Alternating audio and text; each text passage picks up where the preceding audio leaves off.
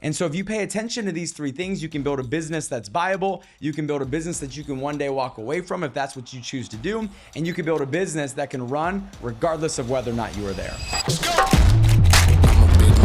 Hey, how's it going, everyone? My name is Matthew Welsh, and welcome to the Leaders Only podcast, where we talk about business, leadership, mindset, and it's pretty much anything revolved around building an incredible life. You know, the reason that I started this podcast because I felt like on the way to where we're at now, there wasn't really a place to go learn tangible skill sets, leadership qualities, and mindset strategies that you can learn today, apply today, and get immediate results. And so the goal of this podcast is to teach you the things that you need to actually win, to actually change your life, and to actually grow your business and grow your team if you're someone that's in a leadership role. And so if you can do me a favor, if you ever get something out of our message, if you ever get something out of the content, if you can like, share, subscribe, just tell people about it. We put out all this information for free. And so all we ask is that you share it with a friend if you get something out of it. So with that being said, thank you guys so much, and let's tune in. Let's go. I'm a big mood.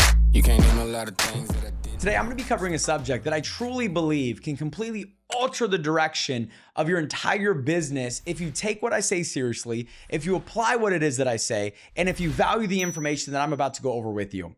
Because what I'm about to go over with you is what allowed me to build a business that I could walk away from if I wanted to. And I love what I do. I'm passionate about what I do. I love working with the people that I work with, and I love the services that we provide for families and the difference that we're able to make. So I'm never going to walk away from it because I'm truly passionate about it. But the fact of the matter is I can. And there are certain things that have led up to that I want to discuss with you and go over with you because I think it can change your business and change your life as well. And it doesn't matter what industry you're in, what I'm about to go over will make a difference, and what I'm about to go over will help you. And so for me though, I'm in the financial services industry. And so in our model, in our business, we have something called a base shop. And what a base shop is a group of people that the person that's in leadership is training to take on some type of agency owner role, kind of like a franchise in reverse, where they're teaching them how to go run their own business.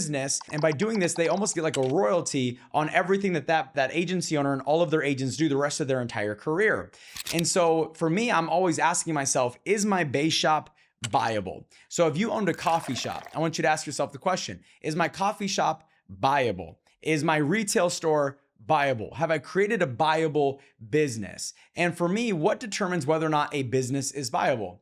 Does it have predictable income and revenue regardless of whether or not the person is the CEO and or the owner of that restaurant or company or whatever it might be. So for instance, if I was going to buy a coffee shop, is the income and revenue predictable if I take the person that's in charge out? Meaning if I take the owner out of it, is the income going to be the same? Is the revenue going to be the same, right? If you're in my industry, if I remove you from leading your base shop, does your base shop still produce the same amount of revenue, the same amount of income without you? Is your base shop viable? Is your business viable? And so we need to start thinking in that perspective, not because you have the intention necessarily to sell, but because you're trying to build a business that doesn't need you and isn't dependent on you showing up. And so there are a couple things that we need to have in place in order for that to happen. So the first thing that we need to have in place is we need to have systematic processes that pumps volume into your business. So where does your customers come from? Where do your agents come from? Have you created systems and processes that lead to more volume entering your business?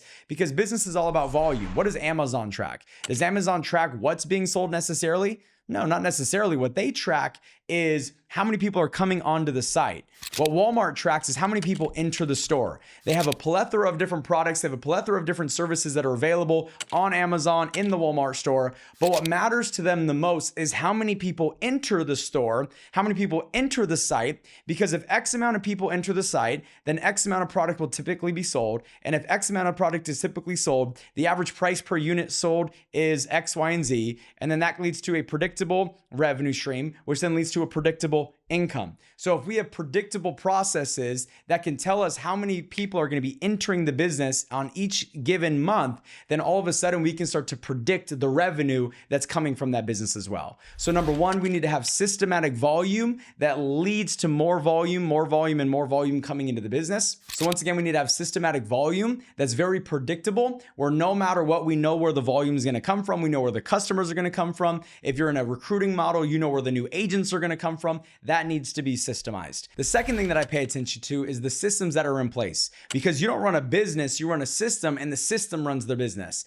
And so what I'm always thinking about is, can I remove thinking? Can I make the system so simple, so duplicatable, so streamlined that it's like 1, 2, 3, 4, 1, 2, 3, 4. You never have to think. All you have to do is execute. And the reason that's so important is because, once again, most people have a business that's dependent on the leader. It's dependent on the owner, meaning that the moment the leader is gone, the moment the owner is gone, there is no more business, because it's not system driven, it's personality driven. Which leads me to my next point, which is we got to make sure that as we implement a system, the system is not based off one personality or another personality. It's just based off your ability to follow steps. Because if we can create a system that will breed success by you just simply following the steps that are in place, now all of a sudden you have a system that can handle mass volume, and you also have a system that will generate the results that you want, and once again makes your business viable.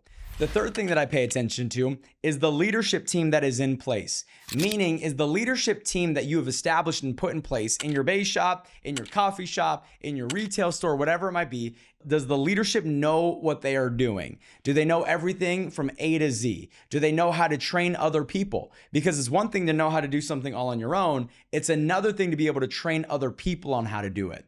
And most people move into a leadership role because they're skilled. But just because you're skilled doesn't mean that you are skillful at helping other people get skilled. So I pay attention to the leadership team that's in place and wanting to make sure that they are properly equipped, not only to be able to get results all on their own, but they are also equipped on how to equip other people, because that is the true sign of leadership. And so if you pay attention to these three things, you can build a business that's viable. You can build a business that you can one day walk away from if that's what you choose to do. And you can build a business that can run regardless of whether or not you are there. So hopefully this helps. Hopefully this will make a difference in your business. And if you could do me a favor, once again, if you got something out of today, we put out all this message for free. All we ask is that if you get something out of it, you like, share, subscribe, you tell somebody about it, because it really helps us further our mission, which is to help as many people as we possibly can. So thank you guys so much, and I'll see you guys next week on the Leaders Only podcast. Let's get it. Let's get it. Let's get it.